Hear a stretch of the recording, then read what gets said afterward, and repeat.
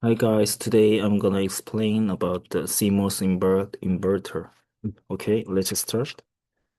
As you can see in the circuit, the CMOS consists of PMOS and NMOS, and PMOS NMOS is series connected. And the PMOS acts as up, pull up, and the CMOS acts as pull down the current. And when the V when the input voltage is high, the V out will be grounded, and when the V in is low, the V out will be high. V out will high. So we can check this. So we can call the CMOS is acts like inverter. So we can call CMOS inverter. And it works like the car swiper like this. If if this is CMOS, this is PMOS, and like this. And the most important thing is in the in the same state, there are never turn on the PMOS and NMOS turn on at the same time. It is impossible. And we can draw the NMOS and PMOS in CMOS work curve like this, and we can divide it like this. So we can check if the V input is go higher. At first, the NMOS is off and PMOS is linear condition. And after two times, the NMOS will be saturation situation, and the PMOS will be a linear situation. And the in the middle region, here will be the NMOS is saturation, and the PMOS at the same time the PMOS will be saturation. So we can check this. We can think this region is important. There will be little current will flow little current at this time. We can check this maybe this point. This point is the middle region in here, and in this situation, there will be little current will be flowed. And if the V in is the go offer, here is the NMOS is the linear situation, and the PMOS is saturation situation. And here is the NMOS is the linear, and PMOS is the cutoff situation.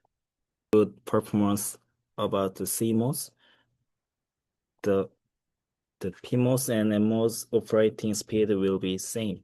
So because if CMOS work like this and the PMOS like slowly, and there will be not good work.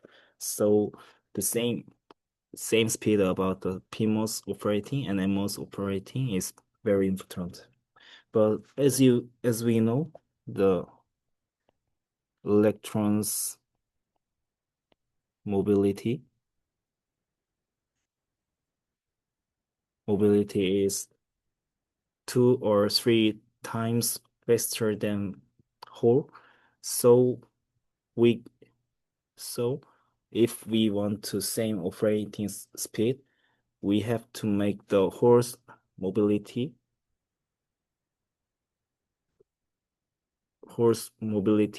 2 or 3 times larger. So we have to make the MMOS size like this. Here is MMOS. And we have to make the PMOS size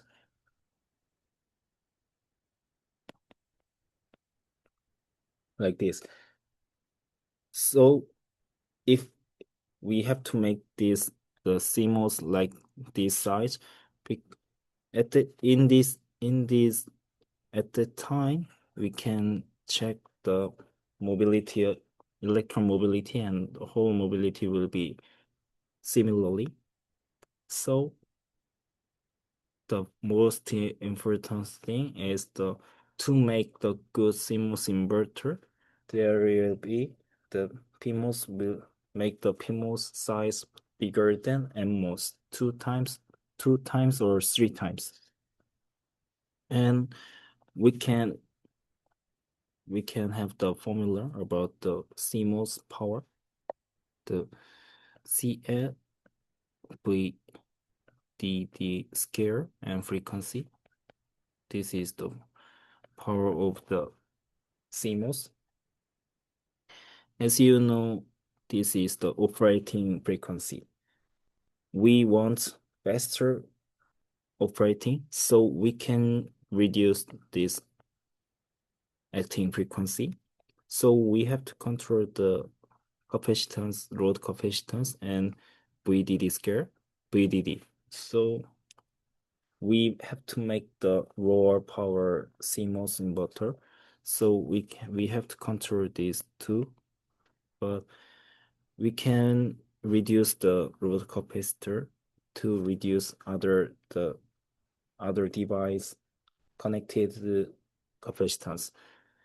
Here will be some about the fan-out concepts, but we have to reduce the capacitance is right. But if we want to effective reduce the power, we have to control the VDD, because if VDD have a 3, the VDD scale will be 9. But if we reduce the VDD lower 2, the VDD scale will be 4. So as you can see, this gap is bigger than capacitance.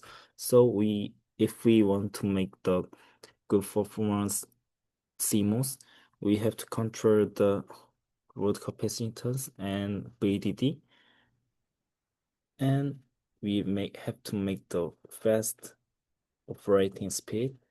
So today the content is the finish, and thank you for watching this video.